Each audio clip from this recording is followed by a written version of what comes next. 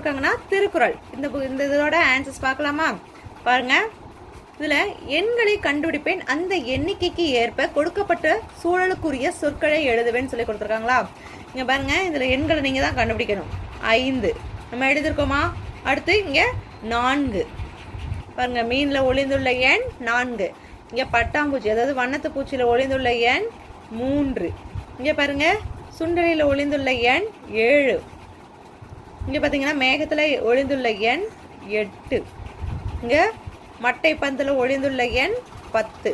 இந்த மாதிரி நம்ம எண்களை கண்டுபிடிச்சு எழுதணும். சரிங்களா? அடுத்து இங்க சில சூழல் கொடுத்துருக்காங்க, காடுன்னு கொடுத்துருக்காங்க. காடுல என்னென்னலாம் இருக்குமோ அதை வந்து இங்க எழுதணும். பாருங்க, காடுனா மரம், மயில், கரடி, புலி, சிங்கம். அடுத்து கடல்னா கடற்கரை, மீன், முத்து. பூங்காக்கு ஃபர்ஸ்ட் நுழைவுச்சீட்டு எடுக்கணும். அடுத்து பூக்கள் இருக்கும், ஊஞ்சல் இருக்கும். அடுத்து வீட்டுல மொட்டை மாடி, அறைகள், குவளை இதெல்லாம் இருக்கும். வானத்துல விண்மீன்கள், மேகம், சூரியன் இருக்கும். கடை மளிகை பொருள், எண்ணெய், பாத்திரங்கள் இதெல்லாம் கடையில விற்பாங்க. சரிங்களா? அடுத்து பாருங்க, படம் பார்ப்பேன், செயல்களை தொடராக எழுதுவேன்னு சொல்லி கொடுத்துருக்காங்களா? இந்த படத்துல நிறைய செயல்கள் நடக்குது. அதாவது விலங்குகள் வந்து சில செயல்களில் ஈடுபட்டு இருக்காங்க. அதை வந்து நம்ம தொடரா எழுதணும். பாருங்க, சிங்கம் படுத்து கொண்டிருக்கிறது, யானை தண்ணீரில் நிற்கிறது, வரி குதிரை நீர் அருந்துகிறது, சிறுத்தை பாறையில் நடந்து கொண்டிருக்கிறது. இங்க நீங்களே பார்க்கலாம் அதோட செயலை. சிறுத்தை பாறையில் நடந்து கொண்டிருக்கிறது.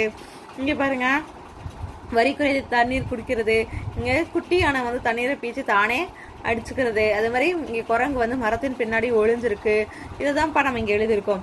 பாருங்க, பறவைகள் பறந்து கொண்டிருக்கின்றன, குரங்கு மரத்தின் பின் ஒளிந்து கொண்டிருக்கிறது.